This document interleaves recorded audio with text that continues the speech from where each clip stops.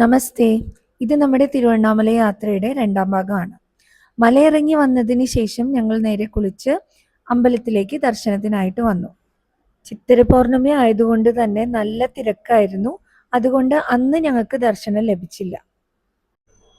ക്ഷേത്രത്തിന് ചുറ്റുമുള്ള വഴിയോര കാഴ്ചകൾ കാണുവാനായി ഞങ്ങൾ പുറപ്പെട്ടു.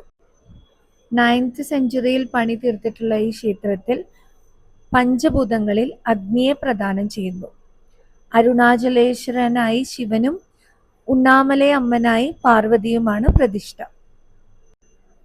ഇവിടെയുള്ള ഒട്ടുമിക്ക കടകളിലും പലതരത്തിലുള്ള കല്ലുകൾ വച്ചിട്ടുള്ള ഇതേപോലെയുള്ള വിഗ്രഹങ്ങൾ കാണാമായിരുന്നു.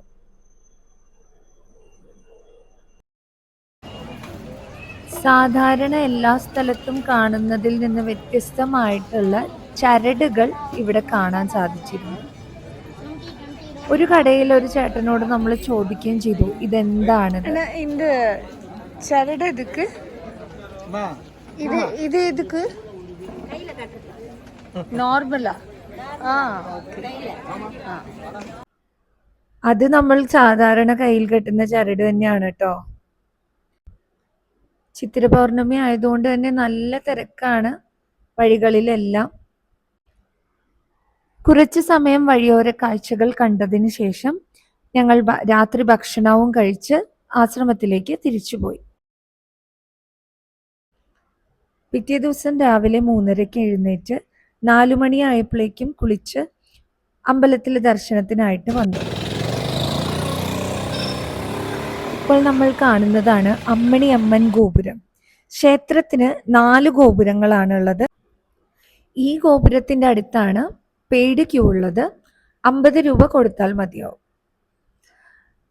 ഈ ക്യൂവിൽ നിന്ന് നോക്കുമ്പോൾ ഗോപുരം കാണാൻ പറ്റുന്നുണ്ട്. തൊട്ടടുത്ത് നിങ്ങൾ കാണുന്നത് അരുണാചല മലയാണ്. ഏകദേശം 4 മണിയോട് കൂടെ തന്നെ നമ്മളിവിടെ എത്തിച്ചേർന്നിരുന്നു. നീണ്ട ക്യൂ ആണ്. ചിത്തിര പൗർണമി ആയതുകൊണ്ട് തന്നെ നല്ല തിരക്കാണ്. ആളുകൾ അവിടെ ക്യൂവിൽ നിങ്ങൾക്ക് കാണാൻ പറ്റും, അവിടെ തന്നെ കിടന്നുറങ്ങുന്നുണ്ട് കുറേ പേര്. ഞങ്ങൾ ഏകദേശം ഒരു 6:30 മണി വരെ ക്യൂവിൽ നിന്നിട്ടുണ്ടാവും. ഗോപുരത്തിനടുത്ത് തന്നെ അരുണാചലമല വളരെ വ്യക്തമായി കാണാം. ക്ഷേത്രത്തിന് 4 ഗോപുരങ്ങളാണെന്ന് ഞാൻ പറഞ്ഞിരുന്നുവല്ലോ. അതിന് മുഖ്യമായത് രാജഗോപുരമാണ്. അതാണ് ഏറ്റവും ഉയരം കൂടിയ ഗോപുരം. ഇതിപ്പോൾ നമ്മളുള്ളത് അമ്മണി അമ്മൻ ഗോപുരം. ഇനി തിരുമഞ്ച ഗോപുരമുണ്ട്, പേയ് ഗോപുരമുണ്ട്. 4 സൈഡിലായിട്ടാണ് 4 ഗോപുരങ്ങൾ. ക്ഷേത്രം ഇന്ന് കാണുന്ന രീതിയിൽ പണി കഴിപ്പിച്ചിട്ടുള്ളതിൽ പ്രധാനം ചോള രാജവംശമാണ്.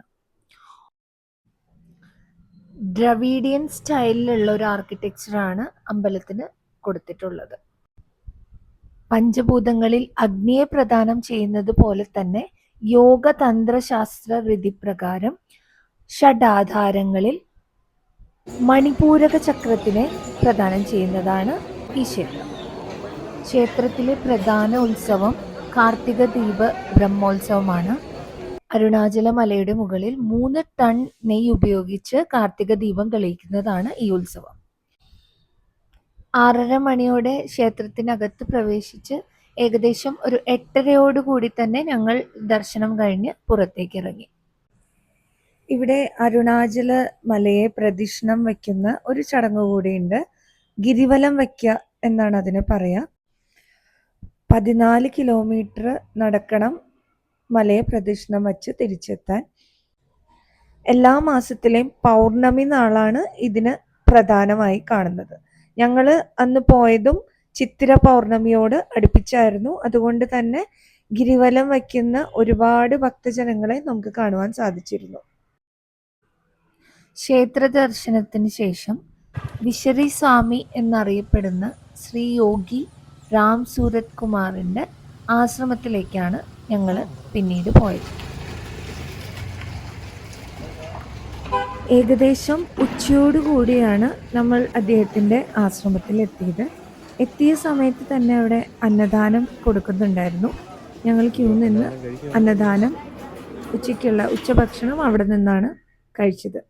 തിരുവണ്ണാമലയിലെ ഒരു പ്രത്യേകത എന്താണെന്ന് വെച്ചാൽ നമുക്ക് ആർക്കും ഇവിടെ പട്ടിണി കിടക്കേണ്ടി വരില്ല. എല്ലാ ആശ്രമത്തിലും രാവിലെയും ഉച്ചയ്ക്കും വൈകിട്ടും അന്നദാനമുണ്ട്.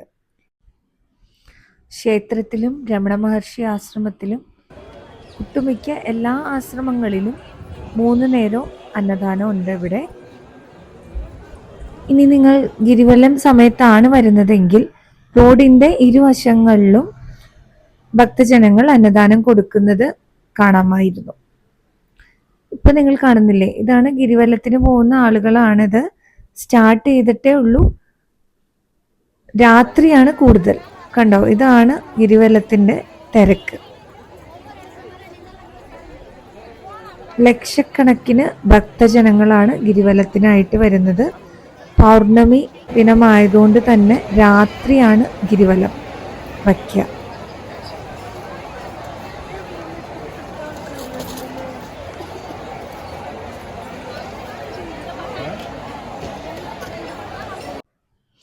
യാത്രകൾ അവസാനിക്കുന്നില്ല.